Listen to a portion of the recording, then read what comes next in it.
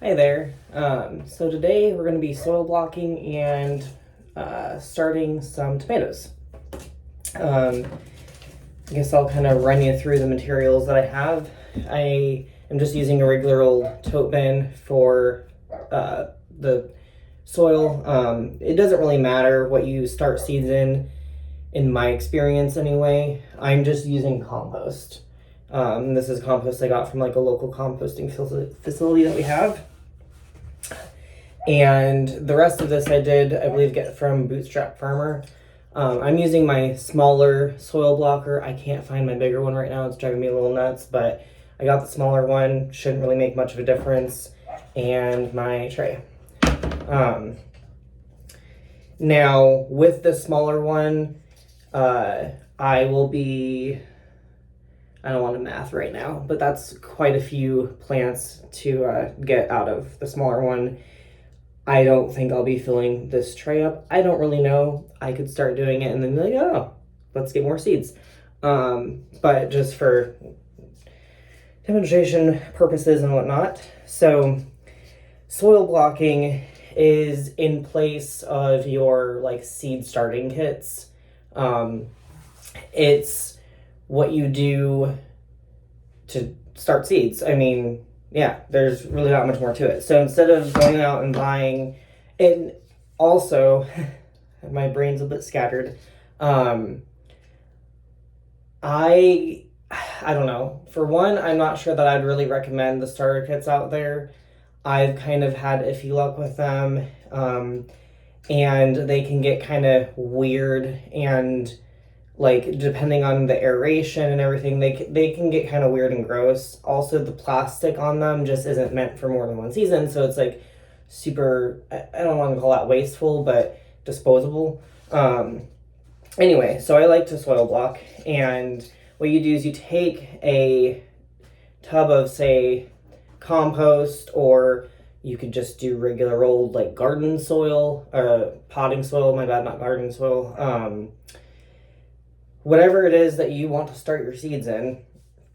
And the best way of doing this is just putting the entire thing, granted you might have a bigger one, directly into this. And I did put a little bit of water in this, but you obviously need enough to make it moldable, and that is not where mine is at. So I'm going to put more water in here.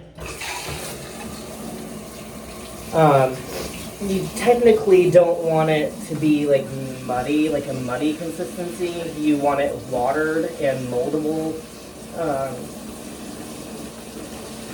And that's about it. It doesn't really matter if it's muddy, but it can, it depends on what your version of really matter is actually. In my mind, it doesn't really matter if it's that muddy, but yeah, you might waste some seeds if it is, because the soil blocks, if they are really muddy, they can just fall apart on you. So I am gonna probably have the consistency of that. That's completely fine. I don't care that much. I just want this. This bag's been sitting in the bathroom all winter, so it's really freaking dry. Okay, so, and you're gonna get your hands dirty. You can wear garden gloves if you want, but this is a hands-on thing. So you're gonna want to dip this or scoop it or whatever into whatever you're using to start seeds. And then you take, see, that's like a complete clump on there. So you want to make sure that's pressed in really well. And then you just rub off any excess. It doesn't have to be perfect, but this is going to be the bottom of it. And theoretically, you don't want seeds and everything to be going everywhere once you're done. So with this soil blocker, with my bigger one, well, oh shoot. I have not used them. Okay, let's redo that. So yeah, with soil blockers, there's a little handle, as you probably saw.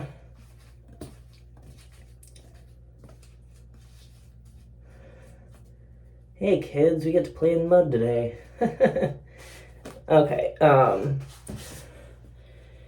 so, and I have not used this one a whole lot just because I generally don't have the need for it. But for like herbs and stuff, it would be kind of good.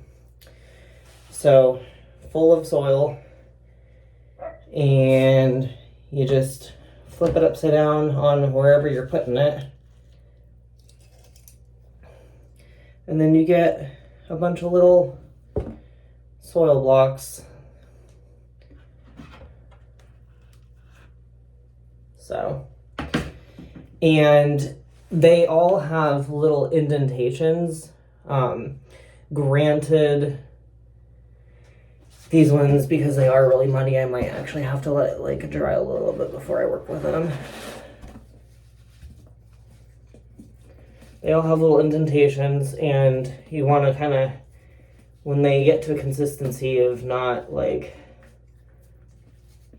completely falling apart on you if you touch them. So like not muddy, but like damp. That's when you put your seeds in them. I think I'm just gonna make,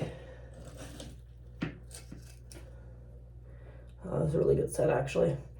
I think I'm just gonna start with that for now because I don't really know where I'm at with my seed starting, and that's a whole process.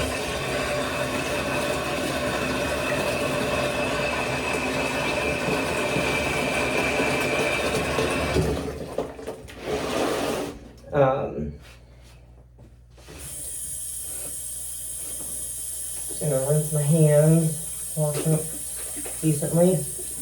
But yeah, soil blocking is something that I highly recommend doing if you're an avid gardener or you plan to be one. Just because you get more hands-on experience, you get more control over what's going on, and these provide a lot of variation. But yeah, this is what they look like, and then if I touch these right now, I'm genuinely afraid they will fall apart on me. I do need to let them dry out a little bit, but if you take damp ones, you can hold them on your own or on their own. This made 20 little seed starting things, which should be plenty. I plan on putting tomatoes in these.